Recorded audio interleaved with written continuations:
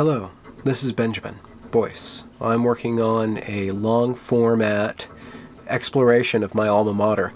I'm not sure anybody else in the world has done this to the college that they graduated from. It's been 6 months examining the processes that make it tick and publishing all those examinations to YouTube. So who knows who you are, whether in the present or in the future, looking back on what I'm doing. Anyway, tonight's episode, I interview Jesse Robbins, who was a graduate of Evergreen. He graduated in 2009.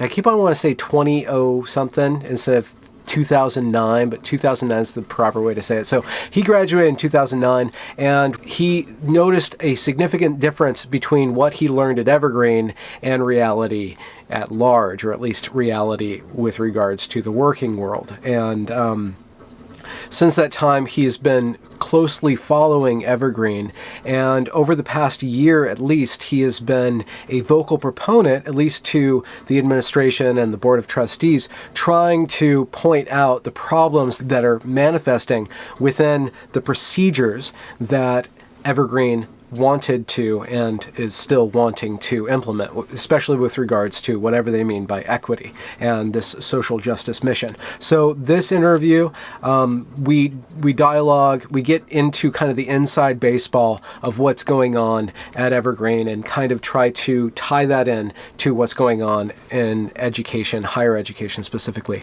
at large. So I hope this is useful to you, and I had really a lot of fun talking to him. So here you go.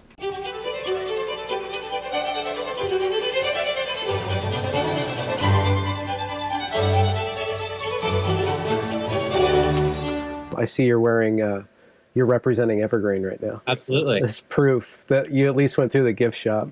Absolutely, yes. Anytime. So you're Jesse Robbins. Correct. And your Skype pins you in Vancouver, Canada, but you're a graduate of Evergreen College. That's correct. Yeah, I'm actually just south of Vancouver a little bit, in the very north tip of the state in Blaine, but Okay. I'm a postdoc at UBC, All right. University of British Columbia in Vancouver. And what are you studying right now? I am in the Faculty of Land and Food Systems at UBC, and specifically in the animal welfare program. But my research is definitely much more social science driven as opposed to natural science, which is what our lab mostly focuses on. Social science as it pertains to foods and dogs and... As it pertains to, my interest is mostly in sort of attitudes towards animals, in particular, what they tell us about human morality and how people make moral decisions. So fascinating. That's a lot of my research, but I'm also dabble in sort of philosophical aspects of animal ethics and also broader concerns or questions about food systems and sustainability and all of the sort of hot topics that are, surrounding that right now. And when did you graduate from Evergreen? I think it was 2009, if I'm not mistaken. I think that's right. Did you go there straight from high school, or did you have some time off between them? I didn't. I went to a community college first. I went to South Seattle Community College, and then afterwards decided I'd like to try a 4-year degree and went to Evergreen for that. So I was at Evergreen for a little over 2 years, and then worked for a few years after that, and then went back to school at UBC, got the opportunity and did that, and then just wrapped up my PhD about 6 months ago. Oh, wow. Wow. Yeah. And so you've been following what's been going on at Evergreen then? Yes. Very, very closely for someone who's not, I guess, necessarily a part of the Evergreen community, as they call it. I would say I feel pretty informed about what's going on. But you started following before the big blow up in the spring. Oh, absolutely. Yeah. I've been concerned I was just sort of looking back in some emails earlier today.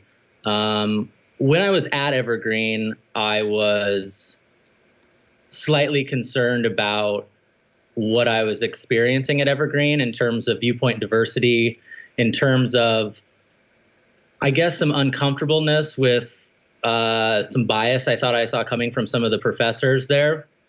And didn't really hit me until after I left the college, started working for an industry, started interacting with people who weren't Evergreen type folks who had different opinions, who had slightly different viewpoints. Then it sort of dawned on me that, in a way, I sort of started to feel, I would say, a bit like I had been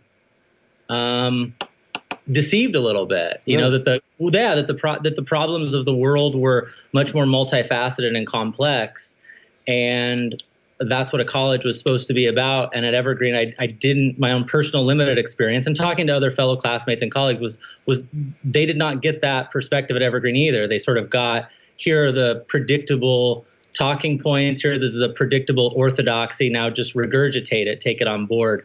And that started to bother me when I was there, became aware of it shortly thereafter.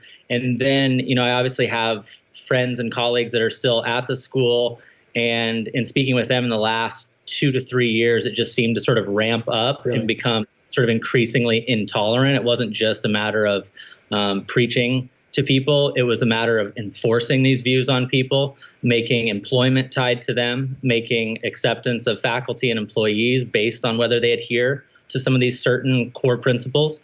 And that's when I sort of started getting very concerned about my alma mater. Isn't it kind of ironic that such an unorthodox school would be so orthodox within itself? I think it is. I'm always Or do you surprised. think that it's that's an outflow of that unorthodox system of education that kind of made Evergreen go in this direction? I think. I mean, I don't know for sure what happened at Evergreen, but I think it's entirely consistent with what we know based on a lot of research about what happens when you get communities and groups of people who basically more or less share basically all the same values and ideals. Yeah. There's some variation within Evergreen, but it's sort of, variation within one side of the political spectrum, one side of the moral spectrum. And then outside of that, there's not just a little, there's none. There's nothing at all. There's no, I went back and started doing research into some of the institutional research data, and it's very apparent there. In 2001, I think less than 4% of students at Evergreen identified as some side of the right side of the ideological spectrum. Mm-hmm. That's a statistically impossible lack of diversity. Really? That's not that. Yeah. I mean, 4%. I mean, if it was any other variable, we would be screaming and jumping to discrimination. But at Evergreen, it was considered, I think, a sign of just how great it was to be there.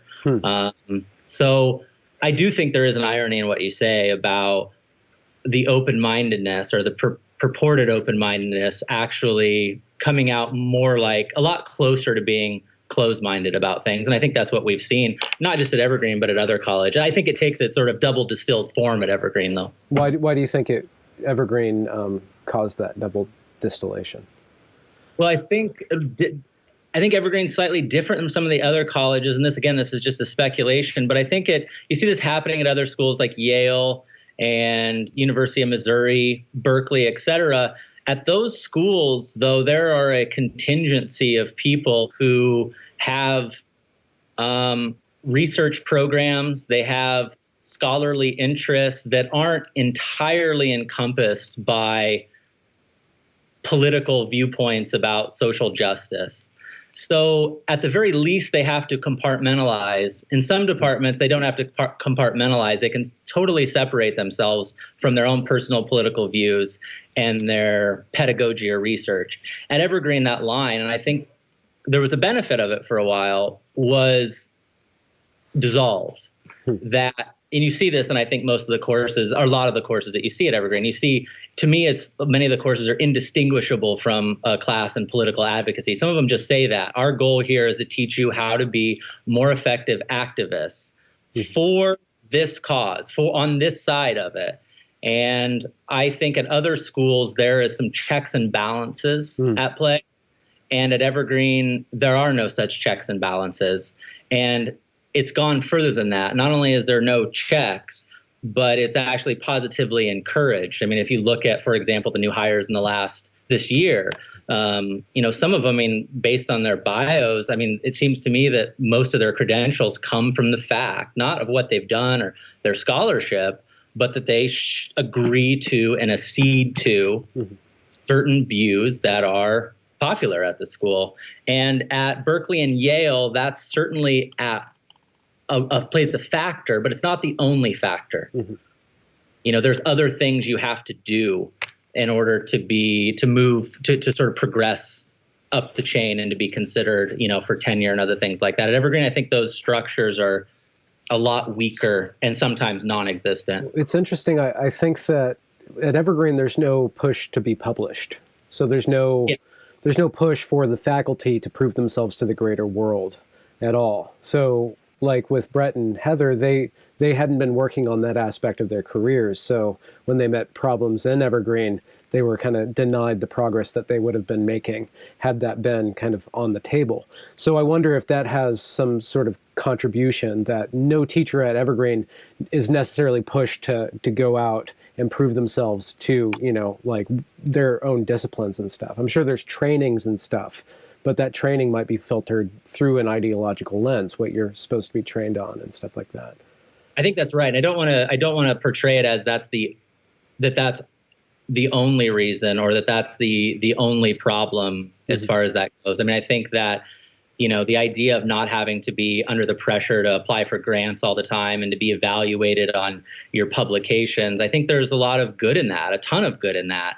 However, I think that it becomes problematic when it crosses over into what I think is just bad teaching. And I think that's a lot of what's going on, is that if you just take an objective look at a lot of these courses at Evergreen, I don't think a reasonable person can look at these and say that this is teaching students how to think, which I take to be the mission of most schools. Instead, it's teaching them what to think. It's teaching them which causes are just, which ones they ought to pursue, instead of questioning those causes and sort of interrogating them for themselves, and teaching students that, you know, I don't know what your view is. I want you to come to my class not certain of your view, and then hopefully someday down the future, I'll give you the tools that you can decide to make up your mind.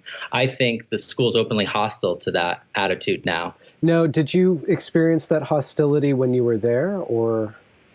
Yes. I mean, so I'm from the Midwest, and I'm from a fairly, I would say my family was definitely not conservative in the classical sense, but I grew up around a lot of conservative people in the rural Midwest. And so I've always said Evergreen was really good for me, because I came there and it was like landing on a different planet, you know, seminars were really instructive, because I was hearing constantly from people who had wildly different views about the world than I had. But then I said earlier, when I got out of Evergreen, I realized I felt a sense of real sort of loss and pity for most of my classmates, because I saw a lot of them, not all, but a lot of them, this was a way, Evergreen was a stepping point to have to avoid dealing with contrary ideas. It was coming from their sort of liberal bubble that they had in high school and their community into a college that would reinforce those views and buttress them.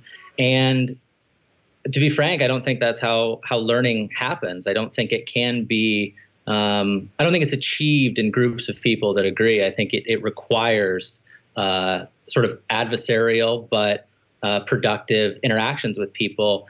And in most of my seminars on some topics, I mean, there was just no diversity. I have 45 students, and everybody was of one opinion.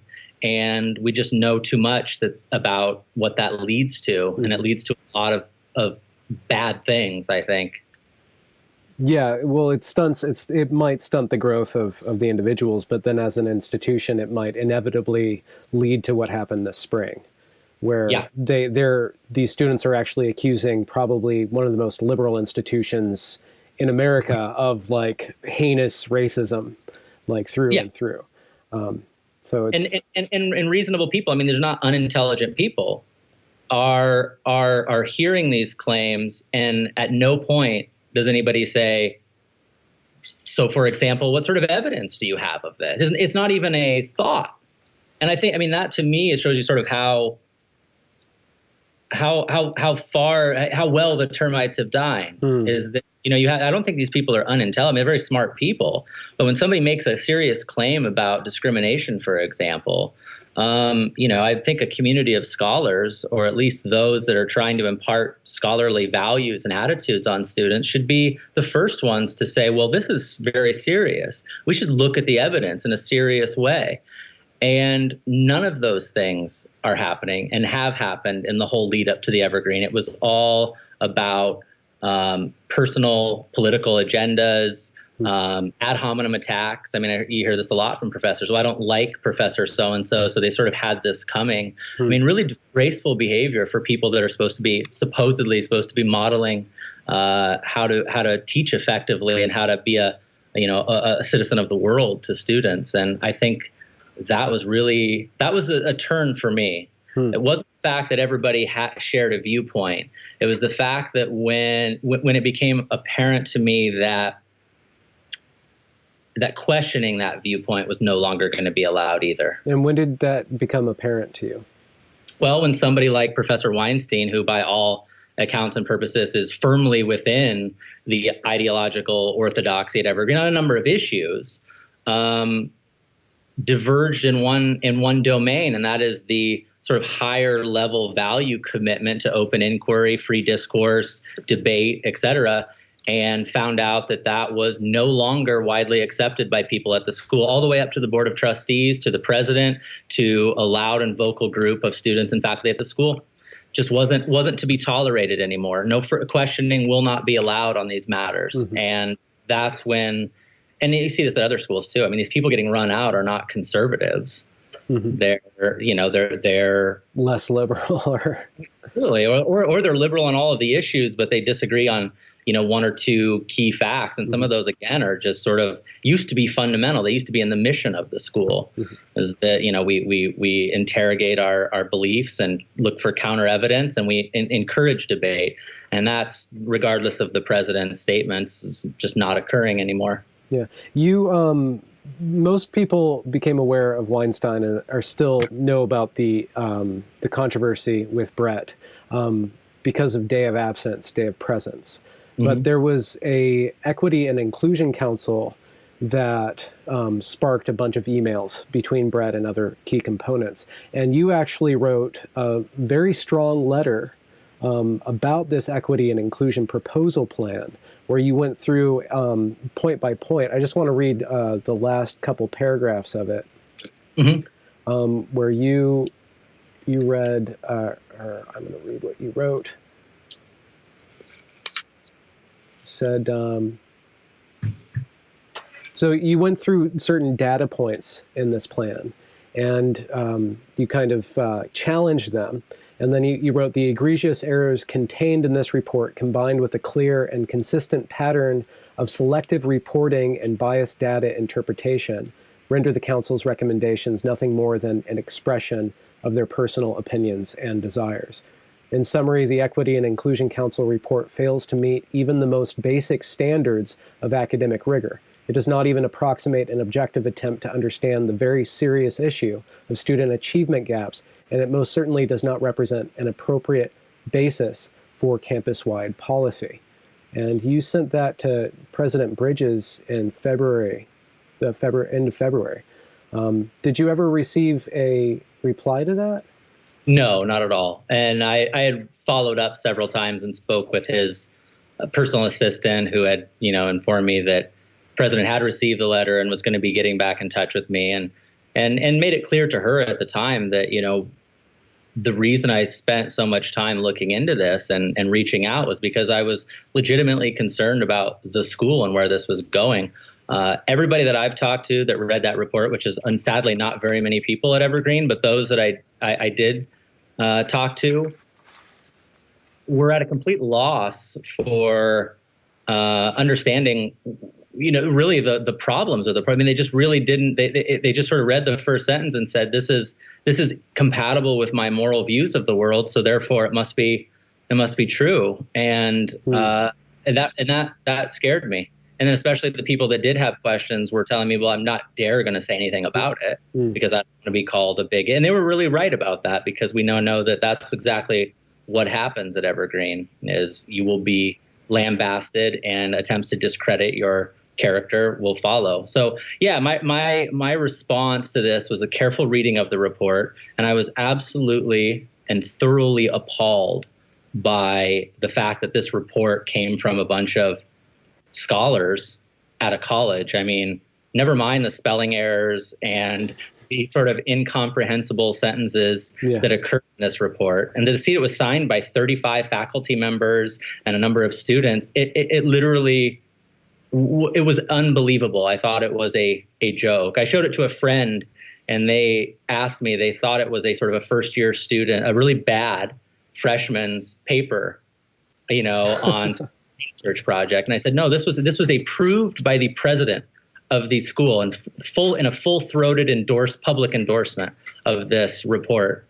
And for nothing else, regardless of the content of the report, I think that's enough that people should be concerned, is that this is the sort of standards we have for creating reports. I don't care what the topic is that, they really don't have to abide by sort of these basic, values that I would hope we hold our students to. I mean, I would give it, if it was my course, I would give it an F. I mean, it's just really, really badly done. Really?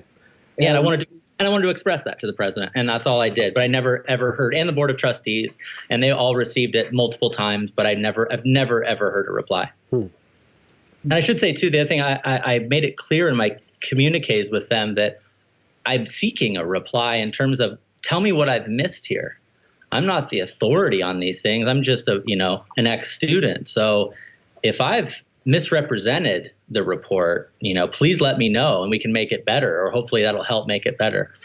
I got no response. So I took that to be a endorsement of the view that it's not about getting it right. It's about getting it done. And can you recall, or do you have like a vague sense of what they wanted to get done? Well, to me, the report reads, and I spoke with at least one person who was very much involved in writing the report that works at the school, was that the report from the very beginning was the data collection and the evidence that they say is overwhelming was incidental to the report. There was a group of people at the school who were many of which were on the Equity Council, who had decided that we need these changes to happen at the school that we see as important. We believe that discrimination is rampant at Evergreen, that it's just vicious, it's just full of white supremacists trying to oppress people.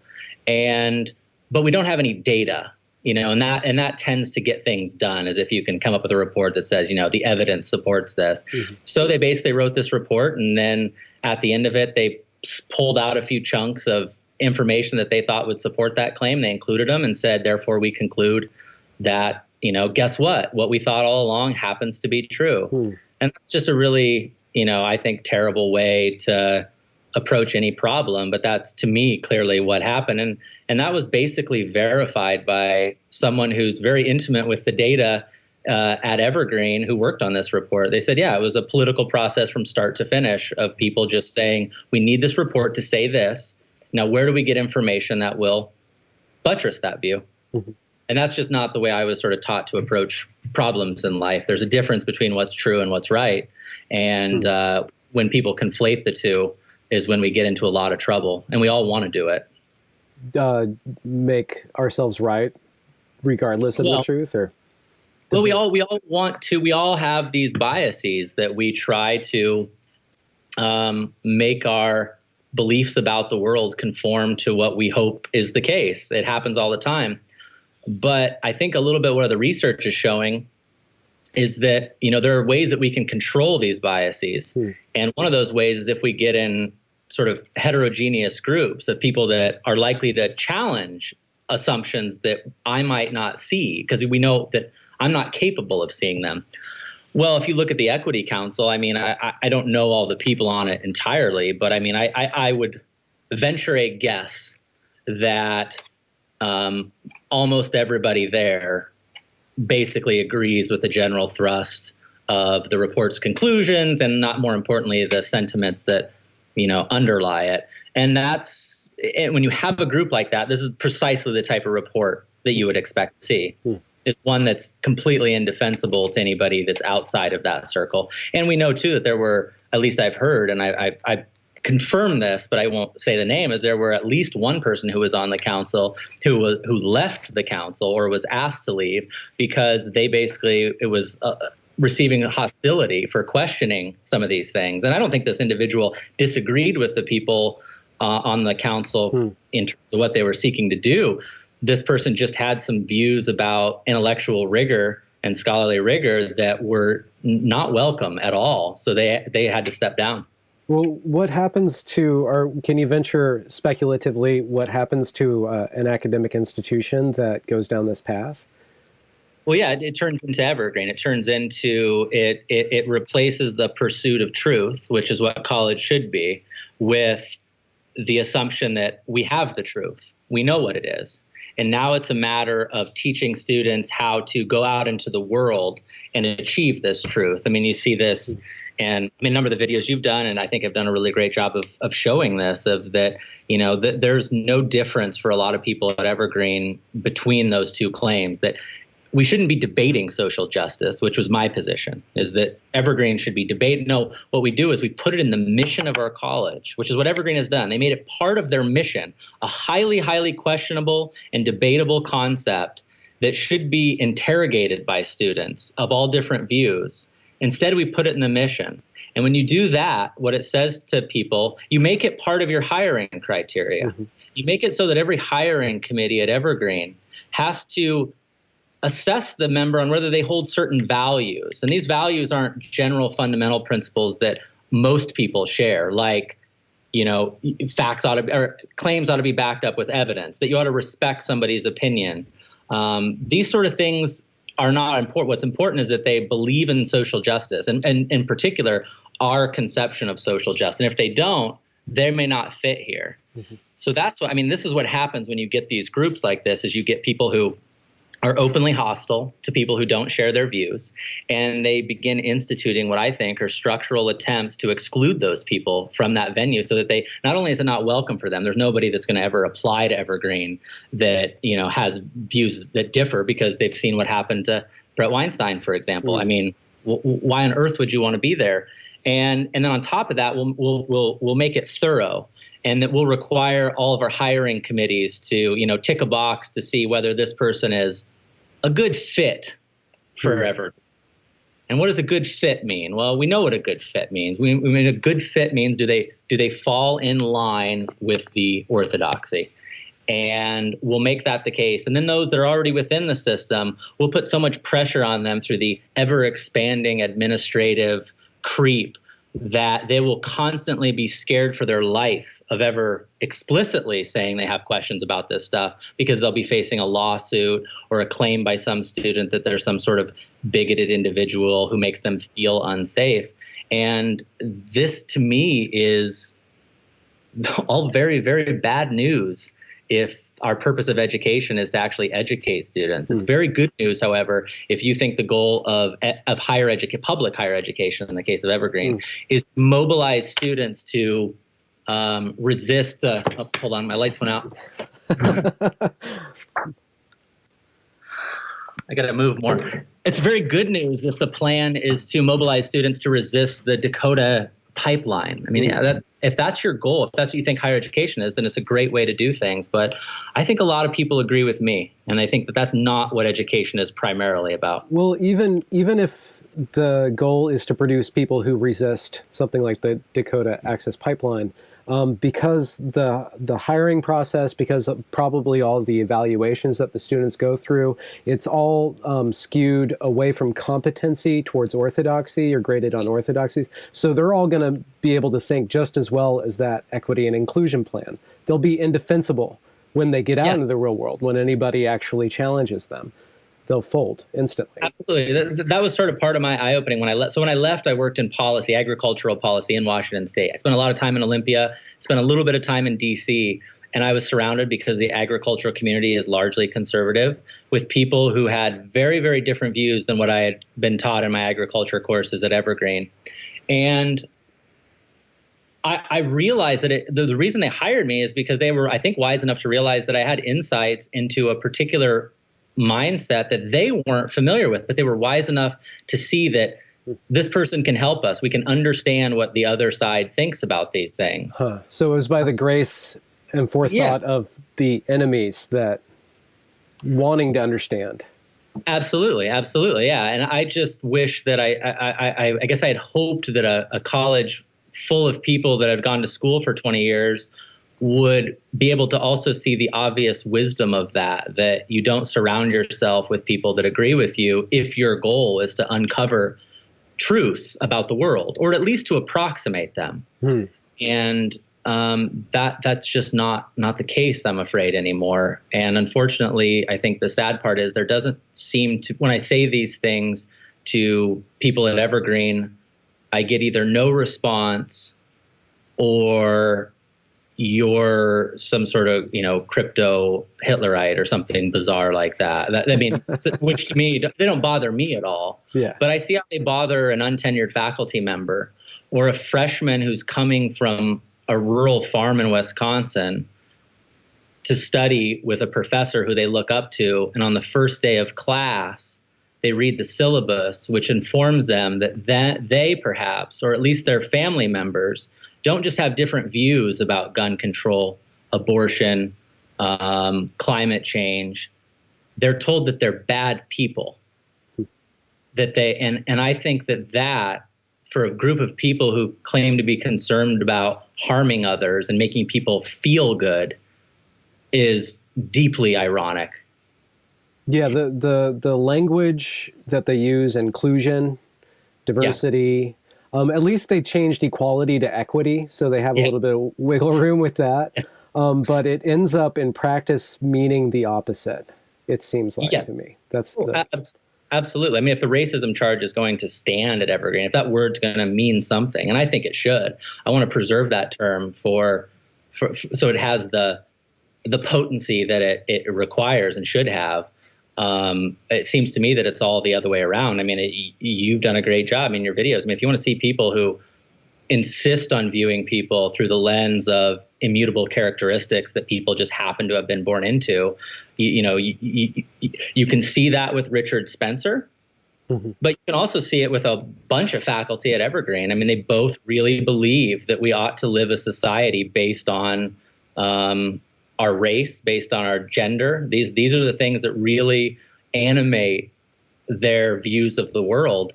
And I'm old-fashioned, and I think that those things are obviously relevant, but emphasizing them to this extreme and telling students that that's really all they are is, a black body or a white body. Seems to me to be counter to at least everything my parents were taught. But again, they weren't college professors; they were laborers. So maybe they just aren't as wise as. You yourself, you teach morality in a certain way, right? Or you're working on like a moral stance towards animals right now. I spend my time thinking a lot about morality, and I consider myself informed about some of the research that's been coming out on moral decision making and what that says about what's happening on college campuses. No, like such as.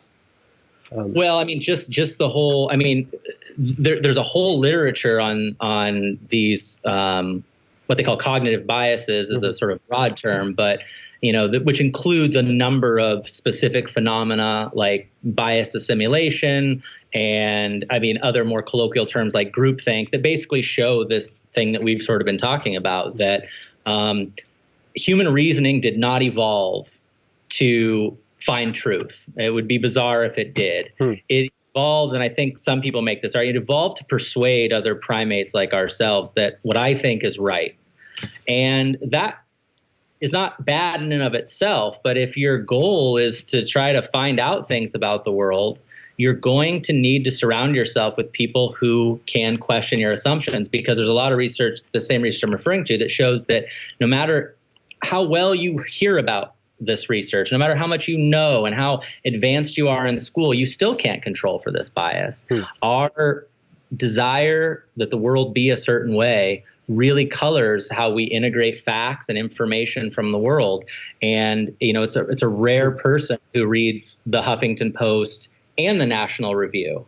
What's much more common is we sort of surround ourselves with things that make us feel good about ourselves. We surround ourselves with people that make us feel good. We go to the Olympia Co-op and then we go to Evergreen, and then we go to the documentary film about pick your liberal cause, and then slowly but surely we all come to convince ourselves that we possess the one truth, and that is the end of, I think, education. That is more like religion, as I understand it, reaffirming what we all know to be true. So the greatest implicit bias isn't against another race or another sex, but against the truth?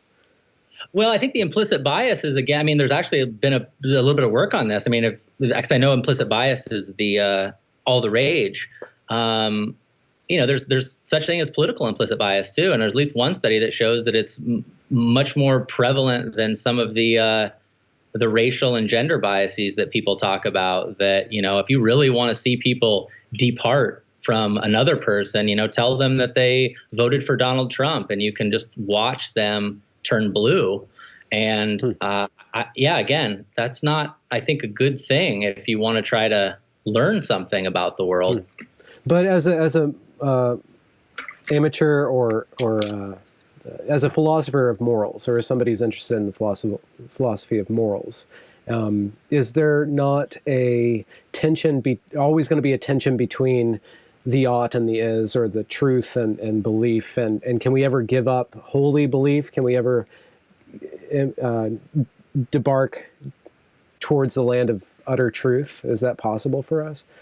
Well, I mean, it's obviously a big philosophical question. My own view is, I don't know whether there is a truth about things, but and I'm skeptical of those that say that, which is why I guess I should say I'm skeptical of those that say, I know what the answer is. I know for a fact what the proper course of action is here. I've decided it. But at the same time, I think we can approximate it. I think we can pursue. I don't think the college mission should be, that's why it's the pursuit of truth and not just truth. Yeah. And so I think the pursuit that's important, even though we may never ever land on it. It's more about an orientation than exactly. a claim. Exactly. Yeah. And the understanding that I see was that, it used to be that so in order to achieve that end, we agreed to some really fundamental, very, very widespread values. And then you look at places like Evergreen and you see that those weren't enough. They had to, environmental sustainability is part of Evergreen's mission. And I suspect that's a mission at some other schools too. I don't know, but I wouldn't be surprised.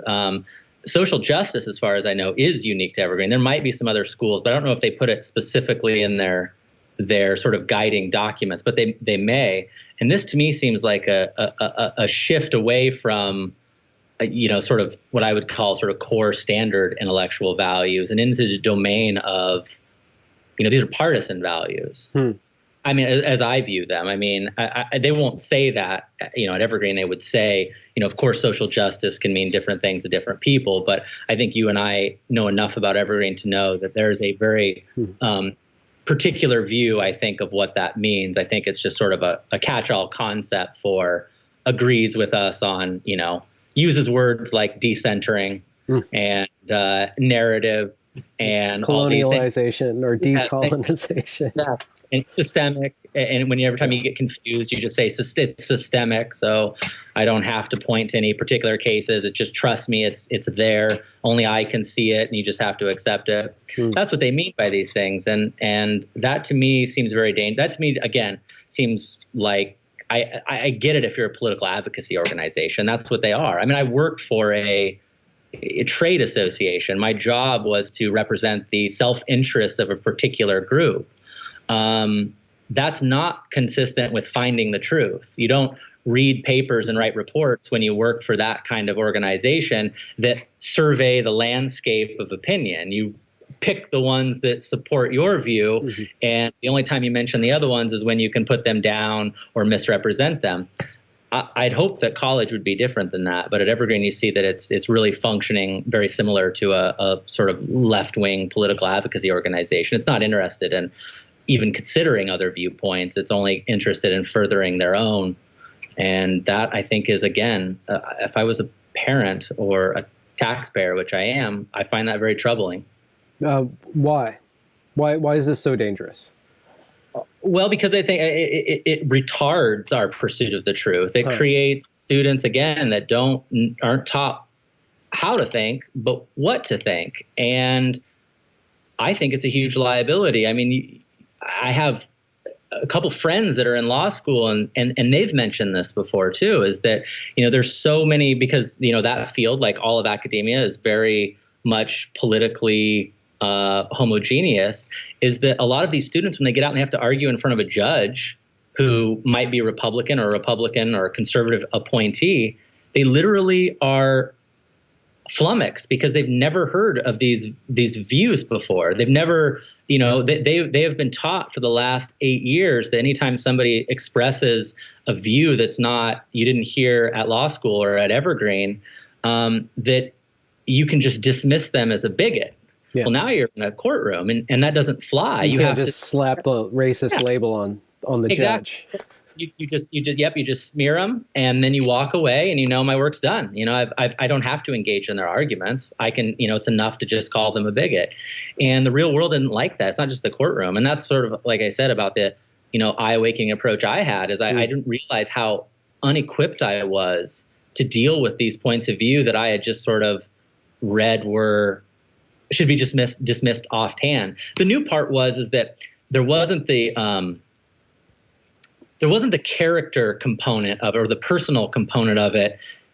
That wasn't as strong when I was at Evergreen. What do you mean by that? I mean by, it's one thing to not be aware of counter arguments to your position, have not thought about them, to have not been exposed to them. But the add-on, the new thing to me is this, or I guess I should say the thing that enhances that or makes it even more potent is you put on top of that, it's not just that they disagree, it's that they're a bad person. It's not that Brett has a different view about the day of presence, day of absence. You don't need to hear him out. What you need to do is just first acknowledge that something's wrong in his head. That's the other thing. It's either they're bad people, morally bad, or they're ignorant. They're not intelligent enough they haven't read the books you have. They haven't studied the critical race theorists that you have. And because of that, they're just sort of hopelessly lost. That's ironically ignorant and kind of bad behavior, like bad faith. That's absolutely. It's bad faith, and it's condescending. And once again, there's no way to, the truth of that claim is predicated. Again, how would you cash that out? Well, I would say you would cash that out by, once again, hearing the other side, seeing who's got better arguments, listening to them. This is not doing that. This is not about giving, quote, this is not about centering certain voices. It's about centering one voice. Mm-hmm. And if you're not that voice, look out. And that's the new bit. Before it was just, well, I don't need to listen to him. Now it's, you don't need to listen to him. And here's why you really don't need to. In case you're feeling guilty about maybe not understanding alternative views on gun control, don't worry, because the only people that have those views are wicked. Mm-hmm. Literal Nazis, yeah. Yes, yeah, they're bad people. So you need not, don't beat yourself up too bad. But and I think that's bad. That's isn't that really going to lead to civil war? I mean, that's where it's going to have to head, right?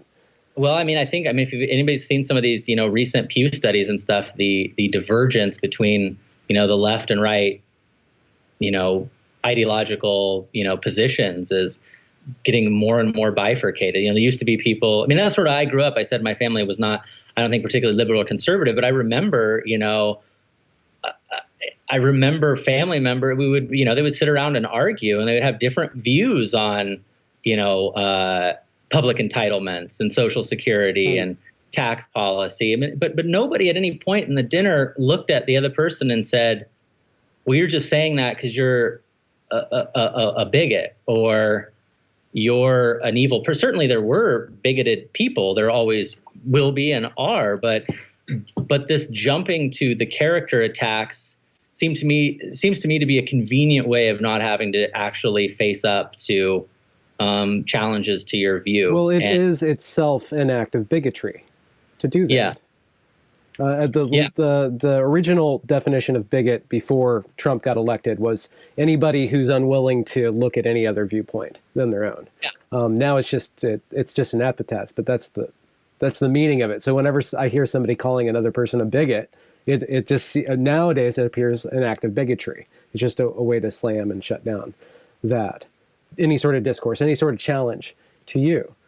Exactly. And yeah. What do you have any, like, you mentioned values, like do you have any values that can center difference in our discourse, like certain sort of methodological tools that we can have to bring this polarization back into a unification? Well, that would be much too grand for me. I'm just one person, and I have my own views about, like, which I sort of have hinted at about what I think and what I try to do, in classrooms that I have, and that is to recognize that at most colleges, there is not going to be a lot of a disagreement on a lot of problems, and in other parts of your life too. I mean, it shouldn't be limited to colleges. I mean, like I said before, we tend to affiliate with people who agree with us outside of the classroom as well. It's more comfortable. It feels better. We like to associate with people who are like us. So I think that it takes an act of intention to, in a sense, decrease your own happiness in some sense. I say, depending on how you conceive of happiness, to seek out those who disagree with you, to hear what they're saying, not because you will necessarily modify your view. I think that's a trope that I hate hearing too, is that, people don't ever change their minds. So what's the point? People don't often change their minds, but some do. And the other point is, I think it's very uncommon, at least for me, that I've ever engaged with somebody who disagrees with me and I've left the argument thinking exactly what I did when I came in. I may have the same view. I may still be in favor or opposed to issue X. But oftentimes for slightly different reasons, or a new reason might have come into play, or one reason that I thought was good, I've now been shown to be not quite as solid as I thought. But you only get that when you engage with people who disagree with you and who are capable. And you can't do it by just saying, oh, well, I'm a real smart person and I can bring those issues up in the classroom and really give them their day in court, because you can't. You just can't do that. You're not capable of. It's really hard to do, I should say. And there's evidence that they don't do it well, that as you get a PhD, you're not any better, or you move up the academic ladder, you're not any better at recognizing your own biases. In fact, the little bit of evidence I have seen suggests that those people are actually slightly better at fooling themselves. And the idea is because they have the cognitive skills to concoct even more elaborate explanations for why that's wrong or why that's not good, that other people that maybe don't have those don't have. So, yeah, I mean, my advice, if there is such a thing, or what I strive to do, is to really create conflict. And I think that's a good thing. I think that's a good thing at school. And that's why it's totally opposite to the idea that schools should be safe places. Yeah. But it's a fecund conflict. Right. It's a generative conflict. It's not a destructive conflict. It's a right. Well, it's I would call. I refer to it as sort of the dialectical approach is what I favor. The idea is that you get the interpenetration of opposite viewpoints leads to synthesis. There's sort of this constant back and forth and whittling and refining, and the goal is not that you say, well, now we've landed on the answer to this is this is the conclusion that we must draw, but it's to say, are we smarter now after that clash than we were before the clash? And I maintain that we are, and I think there's a lot of evidence to suggest that you will be smart. But again, this is very different. I think this is something that we don't talk about enough. I think this is incompatible with the idea that everybody feels good all the time. Because it doesn't feel good when I have one of my beliefs about, just to use gun violence statistics blown up. Like somebody says, hey, actually this study came out and it shows the opposite. It doesn't feel good to me. It's not a welcome conclusion I have to draw. But that doesn't mean I should avoid it. I think that it would actually be positively bad if I avoided that information. So, the talk at Evergreen, the president's, again, endorsement of the idea that the highest priority at our school is that everybody feels good about themselves. I think you can hold that view, but you need to say right after that, even though this may retard their intellectual growth, because we know that feeling good is just simply doesn't help you get smarter. Mm-hmm. There's a telling statement in the equity and inclusion plan where they want a culture of inquiry grounded in equity. Yeah. So that they put everything. So there's the moral valuation, and then truth is reliant on the moral evaluation. Or there's the feeling of good, and then everything, all the activity is rooted in the feeling of good. It seems like I wonder if that's a dangerous way of proceeding. If you put your moral bedrock or your outcome. Even equity of outcomes, like this is the outcome that we're looking for, and so like equity is our outcome. So we're going to funnel all inquiry toward this outcome, which might be good for a business to do that. Like our goal is to pursue profit. We're going to gear all of our striving towards that profit. But when profit, or in an academic setting, when the goal isn't truth or an expansion of horizons, right? But the reinforcing of a viewpoint, then I've witnessed, and I wonder if there's going to be more problems with the student body. But I've heard from students who've been kicked out of classes for disagreeing with teachers now. I'm sure there's I have reports of students being feeling very unwelcome, very wary of being in a class, not able to speak, not able to express their viewpoints because it happens to not be anti-cop, or whatever the thing is. And so I see that it's going to be good for some people in the moment. The people who already believe the thing, they'll be served. The people who feel good thinking this way, they're going to be served. In the moment, when they get out, they're not going to have that anymore. But the college isn't protecting them anymore, so their future doesn't really matter to the college because the college made them feel good in the instant. And it's going to make certain people very uncomfortable in the moment, but then not be able to achieve any sort of growth because they can't even work out aloud their position in a contra manner. It seems like a huge disservice and an act of almost negligence, gross negligence on the behalf of a college that's supposed to be teaching people skills, not what you say, like not a what, but a how.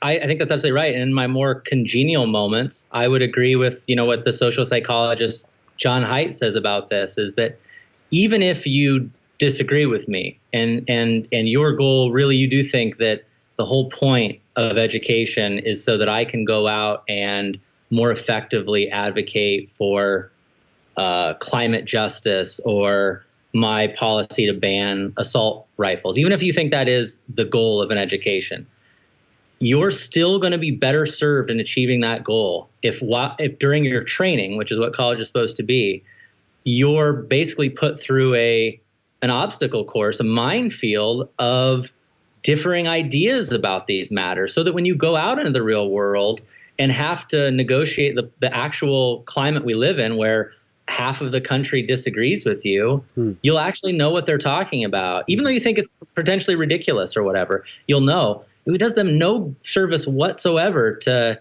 get them in a class and just tell them, here's one side of the story, and throwing in a few straw men about what other people think. I mean, there's been a couple pieces where afterwards they in one of the articles criticized, the other side of the Evergreen story that was published in the Huffington Post. One of the lines, and it made me laugh when they said, Professor Weinstein has apparently he even questions affirmative action. Now, I don't think Professor Weinstein has ever said anything about affirmative action. So I think they just threw it in there because they knew that that's the type of thing that their base, thinks is, again, beyond reproach, that there's no reasonable person in the world that would ever question affirmative action. And this guy is. That's how bad he is, everybody. And I sent them an email and I said, are you aware of the debate about affirmative action? Like, it's not a matter of whether it's right or wrong, but you do know that there is a debate, that there are several Supreme Court rulings that have not been 9-0, like, and that there are really smart people in a lot of smart places who have reasonable concerns about it. But that statement belies the fact that I don't think they are aware of that. Again, I think they think that there are people who agree with them on it, and then ignorant people or bad people who must believe that because they see it as some way of maintaining power, some other bizarre sort of postmodern, unfalsifiable claim. Yeah. But did you get it? Well, one, did you get a response? Oh, of course not. Yeah. No. Yeah. I've been called out by. They just filed it in the white supremacist. I don't need to read it. It doesn't matter. It's not. Again, it's like they're like, I think they're kind of like computers. They have an algorithm that detects, agrees with what I say. Okay, I'll read it. If it doesn't, I can just put it in the spam bigot folder, and I don't need to engage with it because that would feel bad. It would feel really hard to have to see a graph that shows the opposite of that, or to see somebody who has looked at the data of the equity report has come to very different conclusions. Those people not only don't have a good point, but their point's so bad they won't even to read it. And that is the mark of someone who's destined to be ignorant. And the deep irony is that this seems to be more prominent in colleges now than anywhere. The places that are supposed to be educating people seem to be much more interested in indoctrinating them, and I that's sad. How well you're a career academic yourself, then? Are you? I have yet to launch that career, but I'd like to. I'm very passionate about teaching. You teach. You have a classroom right now. I have. I guess you'd call me a teaching assistant. Okay. I have assisted in class, given lectures, that sort of thing. Yeah. Okay. So I'm familiar with the institution. But do you want to go into that career? You want to? Yeah, I would love to be in that role. But I mean, I think, I like a lot of people I talk to who are in similar positions are legitimately concerned about where it's going. Mm-hmm. When somebody like Brett Weinstein or Heather Hying, who at least everybody I've talked to and everything I've ever heard, even from when they're being reasonable, their critics have said pretty good teachers, pretty good professors, like their students leave with knowing more than when they came. And they can get run out without so much as a peep from anybody within the school, save for a couple voices. That's not very inspiring. People like myself. And I would argue it's also shouldn't be inspiring to the students either, because these people are not interested in your best. If they were interested in your best interest, they would not be feeding into this stuff. They are not interested in getting you a good education and preparing you for the outside world if they allow stuff like that to happen. Mm-hmm. And that's what I think needs to happen is students need to realize that is that, on the first day of class, if your professor tells you this is a course about learning how to more effectively advocate for climate justice, you need to raise your hand and say, is this education? Or can I just go to, why don't I just volunteer at Greenpeace? Because that's what they do. And that's fine. I'm not saying there's anything wrong with it, but what's the difference now, I guess, is what I'm wondering. And I think that's harder and harder to identify in some of these courses. So in a sense, we need to educate students with regards to what education is, or what kind of education is beneficial for them, and what might not be beneficial for their actual intellectual growth.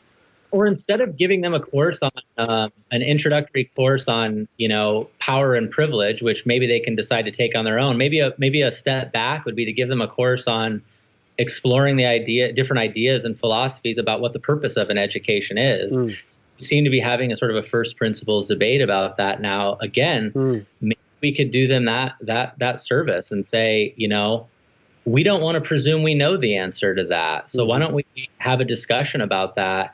And in the course of that, we're certainly going to bump up into questions about free expression and what has been said and for and against that view and these sort of things. I have 2 children now, and I try to think about, what would I look for in a college for them? And I'm sorry about that. That's fine.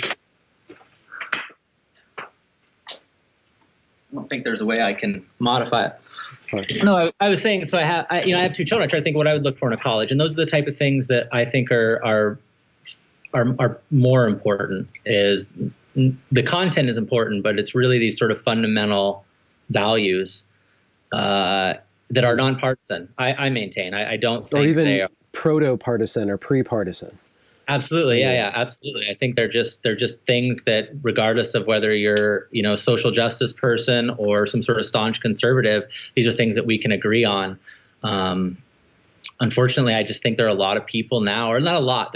There's more than I think there should be that they reject those principles or openly attack the principles. Absolutely, yeah, because it's all about power dynamics. All about power. I mean, I've gone through several years of Evergreen's orientation sessions. So like first year students or freshman students get there, and right off the bat, truth, civility, reasonable debate is all attacked, or institutions themselves are attacked. And like, all institutions are racist. Everything's about power. Everybody that tells you to be civil is just trying to control you, like even just regular debate. That's all bullshit. Right. Yeah, absolutely. So, which is logic. If somebody invokes, that there might be a logical fallacy at play, they have to be reminded that, logic was created by a bunch of white males who, oppressed people. Therefore, it holds no validity. And I mean, this is just, it used to have a name, and it's just relativism, postmodern, stuff that I thought had sort of died down a little bit, but apparently it's alive and well at some schools. And again, I feel bad for those people because there's been a lot written about that. And anytime I've ever engaged with them about the liabilities of adopting such views, that there is no such thing as North or South at all, that, anytime somebody says something like, or anytime somebody says that, we should reason about this, that we don't have to take them seriously, that reason is silly or contrived or socially constructed or whatever you want to call it, that they don't realize that, the only way you can respond to that critique is by using reason. I mean, it is the end of the conversation when somebody questions these fundamental principles. And it's not the beginning of some new critical discourse. It's the end of discussion. It turns it into power plays and political fights.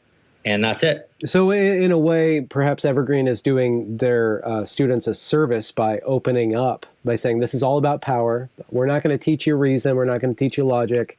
We're going to teach you about power. In a sense, like, I don't think that the students necessarily understand that that's what is being said, that this is the end of discourse, not the beginning of education.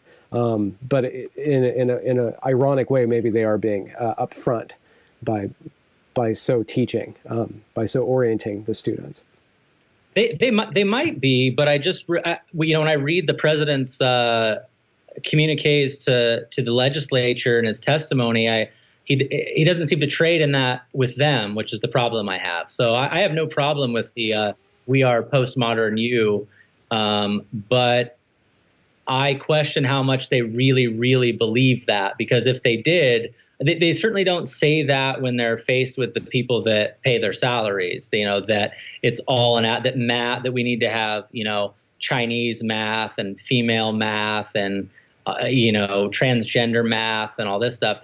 That seems to be at least muted whenever I hear it then. So I guess I'm hesitant to give them too much credit, because I think at the end of the day, I think Evergreen, for example, would be a very different place if it was funded entirely by students who went there. I think a lot of this stuff is allowed to persist because it's dependent upon resources that individuals can't necessarily judge how their dollars are being spent. But those resources themselves kind of came from a certain sort of acting in the world. Absolutely. Reason, logic. I mean, like Boeing and Microsoft and Amazon, these are all founded on logic, STEM fields and stuff. So in a way, like all this resources that is derived from the strength of these core values are supporting this institution that openly, I think, very aggressively attacks those values. I think you're right. Yeah. And there's one in a lot of the literature for the Evergreen's equity and diversity, equity and inclusion plan and stuff. They constantly bring up that what is equity if not the willingness to give something up? Yes. Right? But I don't see, and maybe they do, but I don't see them giving up their houses. I don't see these teachers taking half their salary home and say, you know what, I'm going to suspend half my salary, give the other half of my salary to the education of somebody else, or I'm going to give up my job so that somebody of a different race can go into this job. It seems like a lot of the good intentioned professors and admin are teaching other people to give things up, or having the students give them up, having the white males be the one to take the brunt of all this, the young white males.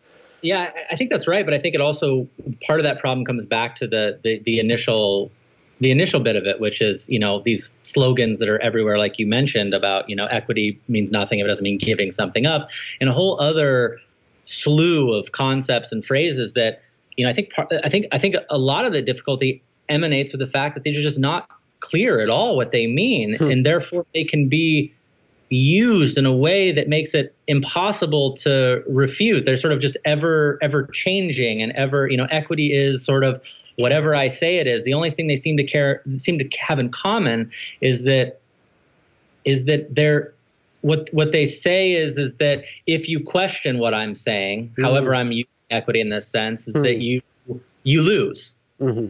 Because once again, we don't accept the principle that this is up for debate, that by you questioning social justice as a concept, we don't need to have a debate. And you've already proved yourself to be, not a rational actor. And that's all we need to know. So I think that is a huge problem, is, every time I'm asked to comment on this stuff from other colleagues or former friends and faculty at Evergreen, I hear that a lot, as they say, well, they want me to, do this to address this issue. And I said, well, did you ask them what that means? Because I don't know what that means. When somebody says you have to do this in the name of X, social justice or whatever. I mean, I have an idea about what social justice is, and we could talk about it. But without that, all they're basically doing is making an argument from authority, is to say, I'm the first one that used social justice, or I'm cashing out this issue in terms of social justice. So that means I win, right? I mean, because you don't want to not be on the side of social justice. And that's why I think that people really need to take back that language, or at least interrogate it more closely and say, if we take justice to mean something like fairness, is that the idea of throwing it around in a way that can apply to anything and everything, whether that's racism, another term, or equity, devalues those terms. And I hope you don't want to do that. And two, it basically, it doesn't advance your cause one bit, and it's unfair to do that. It's not, if you're concerned about justice, it's not just to impose your views on people when they have no reason to. They cannot respond for fear of being, labeled as some sort of deviant or something like that. That's not just. Implementing policies of which there's no evidence that they're going to benefit the groups that you hope to, I fail to see the justice in that. That was my problem with the Equity Council. Is it's one thing whether I agree with you or not on the moral sort of principles underlying them, but I won't be lectured by anybody to say, no, we did this because we care so much. Because I think if you cared a lot, you'd be interested in what was true, and you'd be interested in coming up with some probabilistic assessments of how different tactics might benefit or might hurt. And I see none of that in what comes out of Evergreen. What I see, the only thing that I can discern that's a clear goal, or that's an outcome that is assured, is that it will make some people feel really good about themselves. And that to me is not justice or concern for others. That's self-interested. That's not a good way to go about doing things. I don't think it's noble, and I don't think they shouldn't be lording over people and making people feel bad, when I think they're the ones that have the explaining to do. You tell me how this issue that you want to do, this program you want to do at Evergreen, is going to help marginalized communities. If you don't have an answer for me, I mean, I don't know what to say to you. I mean, it seems you just feel like it must be a good thing to do. I know that makes you feel good, but what if it doesn't help those students? What if it hurts them? Don't you feel like you should have thought about that a little bit? And I can't get an answer to these questions. It's just enough that they have the right intention. Yeah. And we're all supposed, and then if you, by questioning it, you must have the wrong intention. I think we need to turn that around and say, no, I think someone with truly good intentions would be asking questions that I am. I think somebody that truly cared about this school would be appalled at the treatment of Brett Weinstein. Mm-hmm. The silence and stuff is not the sign of somebody who's thinking this over or concerned about the plight of students. It's a sign of somebody who's interested in themselves. Mm-hmm. And I think that needs that point or that argument needs to at least be put out there more frequently. Well, they've like, to go back to the beginning, they've enforced, they've created a feedback loop where they're only allowing a certain view. They're only going to take people in that believe in this view. So maybe at this point it's not even intentional, like that other side of the Evergreen story, which is, I'm glad that they cut it down into a shorter article and republished it in the Olympian so I could actually put it on my channel, because as it was just this novel of horrible facts and suspicious reasoning. I don't want to have to do the whole thing, but that was part of the advertising of it. I saw in one of the authors advertising it, they said, part of the merit of this article is how long it is, which I think is really funny. We've gone on at length, and that proves something. 12 pages. It's got to be true. It's like, I guess they're the kind of student who watches the word count the whole time. Actually, Absolutely. One of the writers of that constantly brings up the word count of those who he's arguing against. Yeah. But maybe it's not even a point of them acting in bad faith anymore. It's that it's gotten to a point where they are incapable of seeing anything wrong with what they've done. I mean, and because they've convinced themselves and they've felt so good about what they're doing for so long that it came as a complete surprise. And that's the only explanation I can make about how they constantly say that every criticism, when they talk about the events of the spring, they're like, these organizations, these right-wing organizations are targeting us. They've always been targeting us, and they were waiting for the chance to do that. And they're incapable of thinking that, wait, do you realize just how many people don't agree with you? Like, it's most people don't. But they don't even see that. They call everybody who disagrees the worst names, and they're justified. And these people are too smart to be. I don't think it's propaganda. I think that they've painted themselves into a corner for whatever reason. And so I wonder, and this is a bigger question than we could probably answer, but at what point did this way of thinking become irreversible? What's the threshold for an institution or even an individual of not being able to see reality anymore when their belief system has become so far away from the truth? Well, I think that's a super good question. And I think that, going back to sort of academia in general, for a long time, it's leaned left. Like it's been that way for a very, very long time. And, there are a lot of people like myself who think that, where it's gotten now, there's a difference between, there being sort of 2-to-1, 4-to-1, liberal to conservative ratio of professors that, is it fair to expect that it should be, 1-to-1? Well, no, it's not. The problem, and this is Haidt's view, which I think is a good point, it's not that the ratio has to be perfectly even, or you get what you're suggesting. He's not championing an equity of outcomes with regards to political orientation then. No, not at all. But the point is that at some point when it becomes orthodoxy is when it becomes a problem. So that whether that's 4-to-1 or 20-to-1, I don't know when it is, but it happens at some point, and that's when you get this inability, to borrow their terms, systemic or functional or structural inability to identify these faults. I mean, Evergreen has, and now will be most famous for, something that I think, honestly, people, at least my experience on both sides of the political aisle, not everybody, but, more on the conservative side, but certainly a lot of people in the middle and the liberal side, is just appalling and just disgusting and pathetic and sad and unfortunate. But you would not know that, by talking to any of the faculty at Evergreen or some of the students, because it's just, they're so isolated and insulated from these views that it's not going to happen. It's just not going to happen. And maybe if there was a little bit more balance or some institutional steps to try to, hold a mirror to people's face, it might be different, but that's not happening. I wonder if it's a leadership issue too. Oh, absolutely. Well, that's certain. That's certain. I mean, the only thing more appalling than the president's handling of it, in my opinion, is that the board of trustees. I mean, I am shocked at that we still have the same leadership at the school. And I again, this is just a counterfactual, but I can't imagine that if Evergreen was, funded, a private university, that would be the case. Because I think there would have been donors left and right saying, some people leave right away or you'll never get a check from me again. But that apparently hasn't happened that we know about in a way that's significant. I'm sure it has to a certain extent, but I don't know. I mean, I think it's very, very, very, very unfortunate. And I don't know what the answer is and how to fix it. But I do know that when people are convinced of their moral views, we tend to view them a lot like factual beliefs.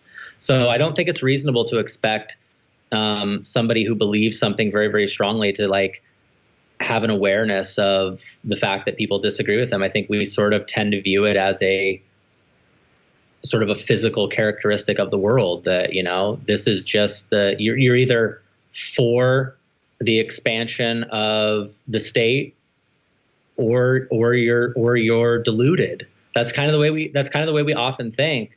It's, to me, that the task is figuring out, knowing that information. First, we have to accept that that's true, which I think it's hard to avoid. Then we have to basically put in system structures that correct for it. And I don't have a lot of good ideas on that, but I do know that we haven't even got to the point yet where we realize that it's a problem. There's no talk at Evergreen about ideological diversity. Nothing. Not it. It's the only thing about diversity they don't care about. They could care less. In fact, it's an absolutely positive thing that we don't have too many people that disagree with us on these things. It's a sign of how good we're doing. And until that gets fixed, we can't even have a discussion about what do we do about it. Or there will only be discussions in quiet corners. Among conspirators. Exactly. And I don't mean to say it too, because I know, I'm sure you do too. You probably hear from a lot more people than I do. There are obviously people at that college that are appalled by this and are concerned.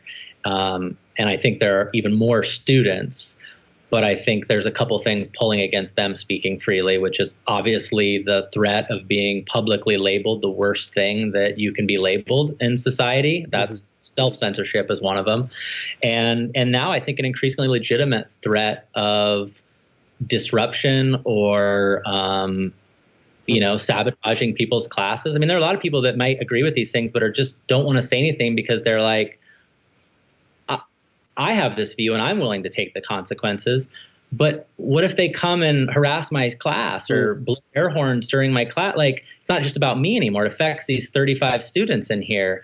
And usually, or one would hope, we would have an administration who would say, we won't let that happen. That's one thing that could have came out of this, is they could have said, look, we don't, it doesn't matter what has happened. What matters is you will not be allowed to infringe on the rights of other students to get an education.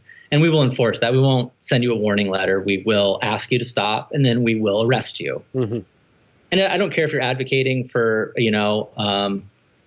pro-life, or if you're advocating for, U.S. involvement in foreign affairs. It doesn't matter. It's content neutral. It's just a simple matter of your rights don't trump somebody else's just because you feel like they do.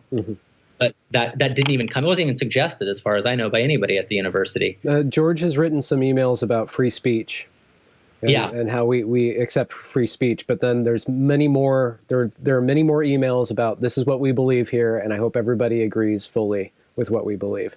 Absolutely, yeah. Followed by no action whatsoever, other than there's a bias response team that goes around and decides what posters are bad. What posters are bad and what posters are good. And I mean, I have no doubt that George says those. I mean, I'm sure they play well with the legislature, who has a lot of other issues, but anybody that's there on the ground knows that these are, when he's not penning op-eds saying that, students should be, the most important thing is that they aren't triggered and they need safe spaces. Well, somebody needs to point out to him that, many times it's not compatible with having an intellectual discussion if it can be trumped by somebody who says, well, it just makes me feel makes me feel bad that you think evolution might be a fact. That violates my personal views, so therefore you can't say it.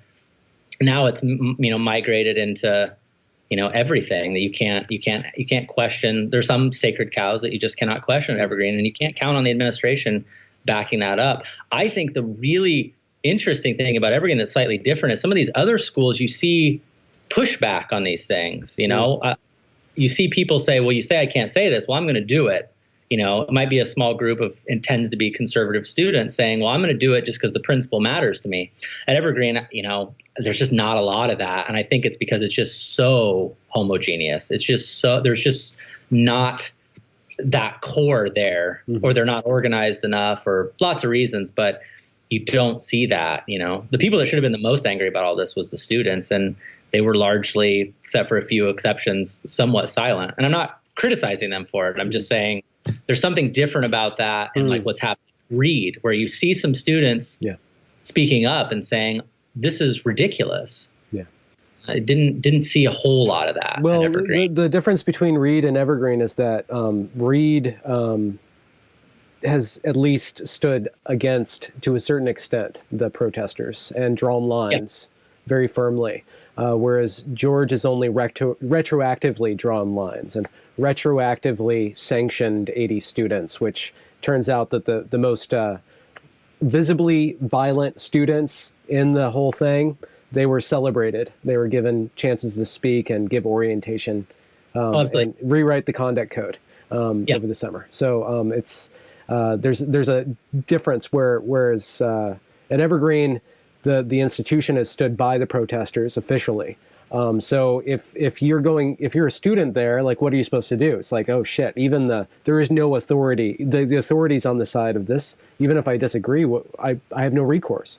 Like I'm investing my education. I need to get done here. I can't even transfer because this is so weird to begin with, So, absolutely. You got a lot of people that have jobs and they have other, and I think there's a lot of students, I've heard from a lot of people that, also take the view of like, I just want this stuff to be, I want to learn. I came here to learn, take a chemistry class. And like, I didn't want to be embroiled in some sort of discussion about free speech that has the possibility of me getting publicly called a bigot or something. And I'm sympathetic to that view. I think, but that's why I think that it's, incumbent upon the adults at the university, the ones that get fairly nice public benefits packages and salaries.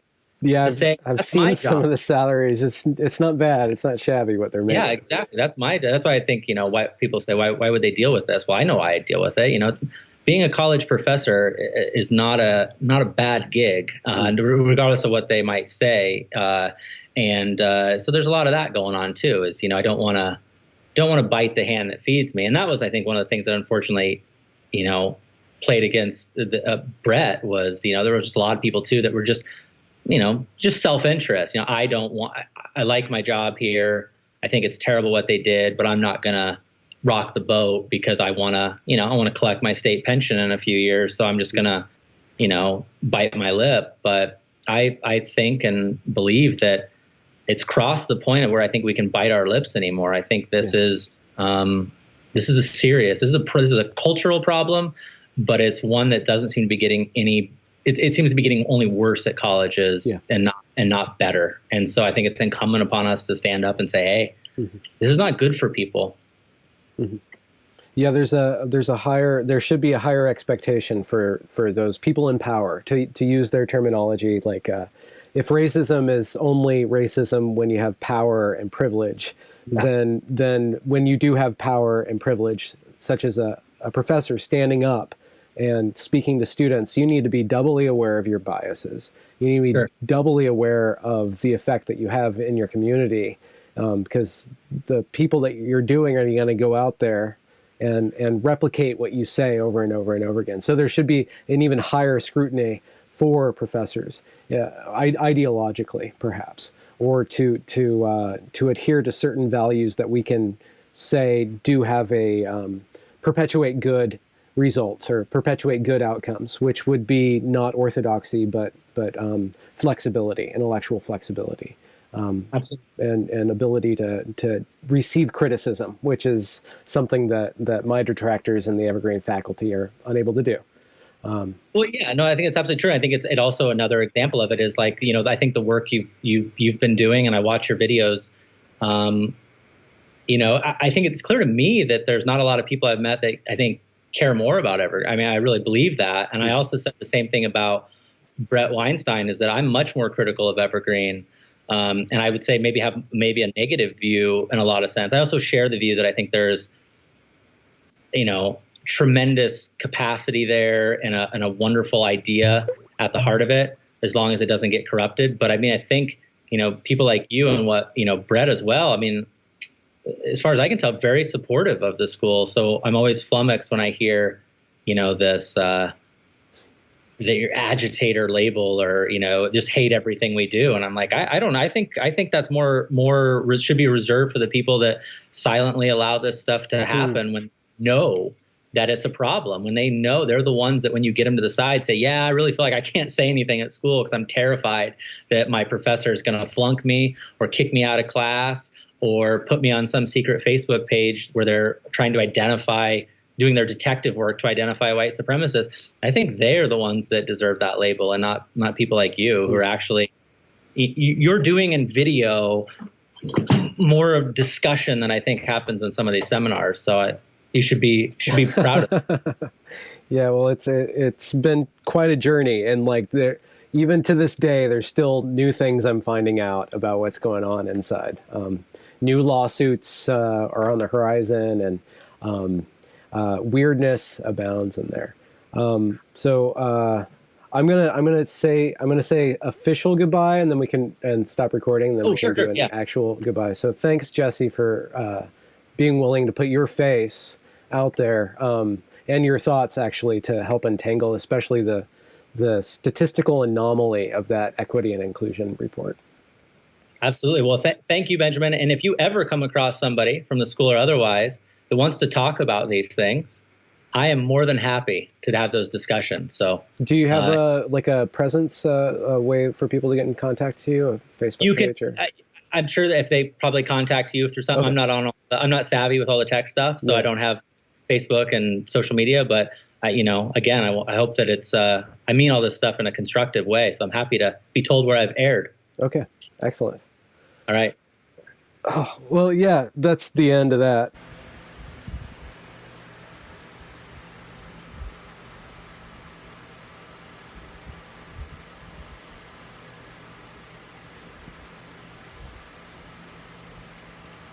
I don't know.